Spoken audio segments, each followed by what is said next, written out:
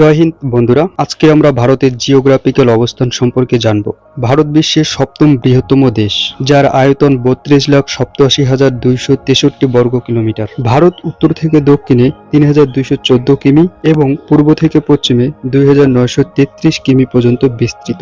ভারতের মূল স্থলভাগের দক্ষিণতম বিন্দু 8 ডিগ্রি 4 মিনিট নর্থ এবং উত্তরতম বিন্দু 37 ডিগ্রি 6 মিনিট নর্থ অক্ষরেখায় অবস্থিত এবং পশ্চিমতম বিন্দু 68 ডিগ্রি 7 মিনিট ইস্ট আর পূর্বতম বিন্দু 97 ডিগ্রি 25তম ইস্ট দ্রাঘিমা রেখায় অবস্থিত।